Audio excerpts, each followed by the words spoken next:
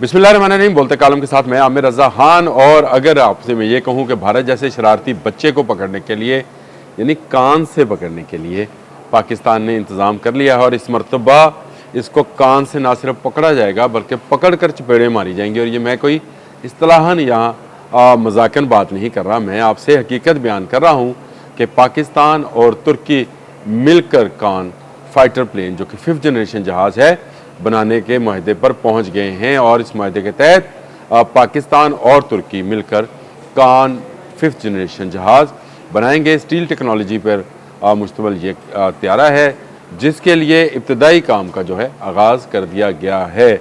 अब इसकी तफसील अगर आप जानना चाहते हैं तो मैं आपको कान की पूरी स्पेसिफिकेशन भी बताऊँगा, लेकिन इसका बैकग्राउंड बता दूँ। नेटो का रुकन है तुर्की और तुर्की सबसे बड़ा बायर रहा है F-16 का, लेकिन तुर्की के पास कोई अपना जहाज़ नहीं था, जिसके ऊपर तुर्की की एरोस्पेस कॉरपोरेशन ने ये फैसला किया कि वो एक 5th जनरेशन जहाज़ बनाएगी, जिसके लिए उसने तैयारी का आगाज़ किया। और इसके लिए शुरू में उन्होंने जनरल मोटर से रब्ता किया ताकि वो एक ऐसा इंजन जो कि F-16 से बेहतर हो और 5th जनरेशन जहाज़ को संभाल सके, यानी एक ऐसा सिंगल सीटेड जहाज़ जो कि आवाज़ से दुगनी रफ्तार से परवाज़ कर सके।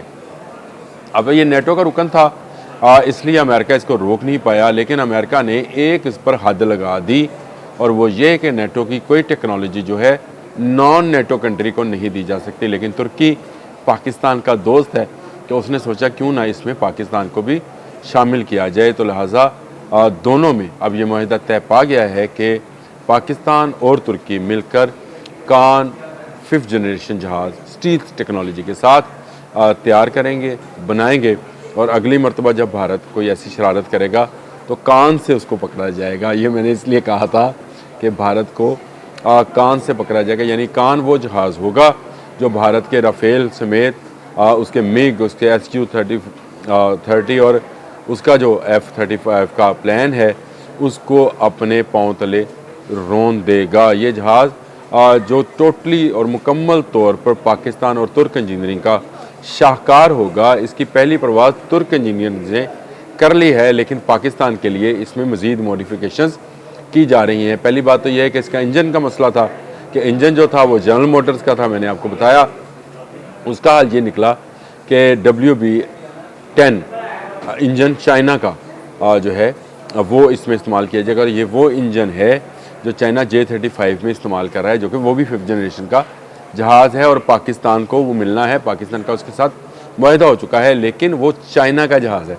ये जहाज़ टोटली पाकिस्तान में ही तैयार किया जाएगा। हाँ, तुर्क कॉरपोरेशन जो है वो उसमें शामिल होगी क्योंकि टेक्नोलॉजी उनकी है, लेकिन ये टेक्नोलॉजी ट्रांसफ़र टू पाकिस्तान होगी। और पाकिस्तान में जो इसकी फैक्ट्री लगेगी उसमें आज़रबाईजान भी शरीक होगा। यानी अगर मैं ये कहूँ कि पाकिस्तान एक इस्लामी जहाज़ बनाने जा रहा है जो कि 5th जनरेशन का जहाज़ होगा तो ये गलत नहीं होगा। पाकिस्तान इससे पहले JF-17 थंडर ब्लॉक 3 बना चुका है जो कि 4.5 जनरेशन का जहाज़ है।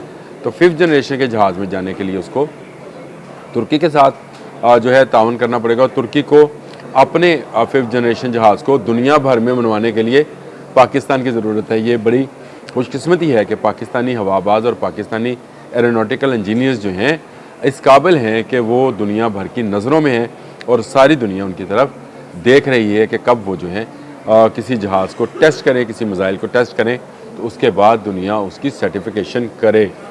ये बड़े एजाज़ की बात है कि वो J-10C जिसका कोई ख़रीदार नहीं था आज वो टिकटों की तरह बिक रहा है, बिकॉज कि पाकिस्तान ने उस J-10C के पाकिस्तानी शहीनों ने उस J-10C के ज़रिए राफेल को मार गिराया है।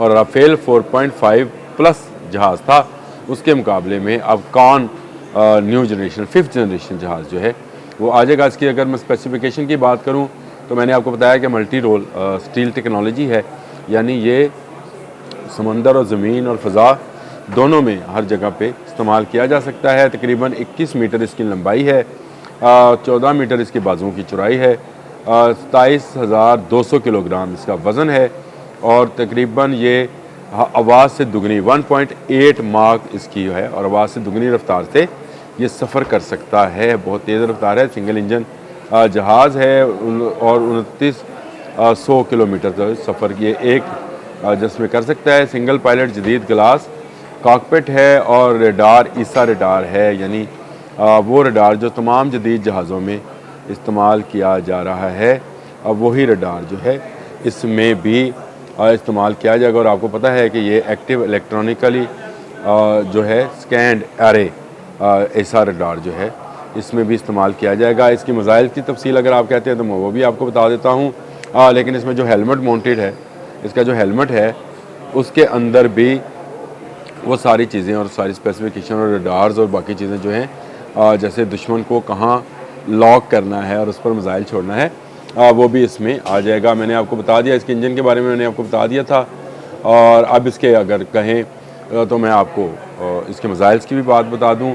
फ़ज़ा से फ़ज़ा में मार करने के लिए गोदकान तुर्की की ही कंपनी का एक मिसाइल है जो इसमें इंटीग्रेटेड किया जाएगा। ये 120 किलोमीटर तक मार कर सकता है। लेकिन पाकिस्तान गोदकान के मिसाइल के साथ साथ इसमें चाइनीज़ PL-15 जो कि 300-350 से किलोमीटर से ऊपर जाएगा उसको इंटीग्रेटेड कराएगा।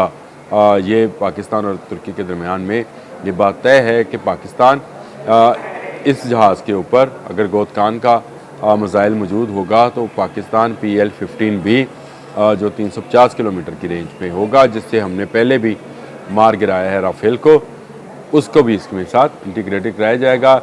इसमें क्रूज़ मिसाइल है, सोम उसका नाम है, वो भी इसी में शामिल है। फिर इसके अंदर 20 से 25 mm की गन है, लेकिन जो ओरिजिनल डिज़ाइन है उसके अंदर अमेरिकन गन है, लेकिन हम इसमें चाइनीज़ गन जो है उसका इस्तेमाल करेंगे और वो हम खुद भी यहाँ पर डेवलप करेंगे। ये भी मैं आपको बता दूँ कि वो डेवलप हमने चाइना से लेने नहीं जाना है।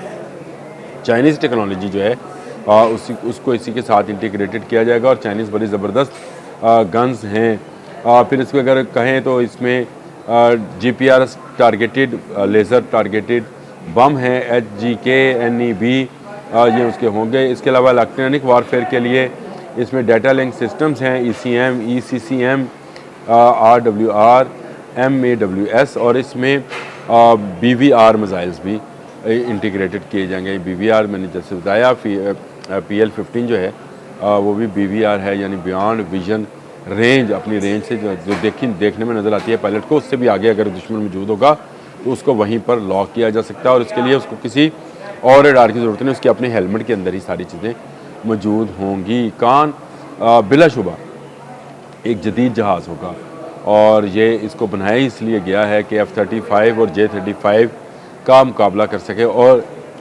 Su-57 जो कि जहाज़ है रशिया का उसका मुकाबला कर सके। तो इस तरह अगर मैं ये कहूँ कि भारत को कान से पकड़ा जाएगा तो इसका मतलब समझिए कि ये जहाज़ बहुत जल्द पाकिस्तान में इसको बनाने का आगाज़ किया जा रहा है। पाकिस्तान और तुर्की जनवरी 2025 यानी इसी साल जनवरी के शुरू में इस माहदे पर दस्तखत किए थे और आज़रबाईजान पाकिस्तानी जो बे पर बनेगा, यानी पाकिस्तानी इंजीनियरिंग में जो जहाज़ तैयार होगा उसमें शराकतदार होगा।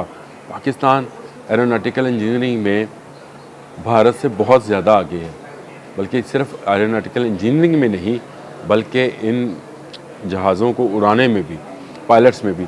और एक बात और बता दूं कि तुर्क 2 पायलट्स जो हैं पाकिस्तान में ट्रेनिंग मुकम्मल कर रहे हैं और 2 पायलट्स तुर्की में ट्रेनिंग मुकम्मल कर रहे हैं। तो इससे आप अंदाज़ा करें कि कितनी जल्द इन तैयारों की प्रोडक्शन जो है पाकिस्तान में शुरू होने जा रही है और पाकिस्तान का अपना 5th जनरेशन जहाज़ कान भारत को कान से पकड़ कर मारेगा।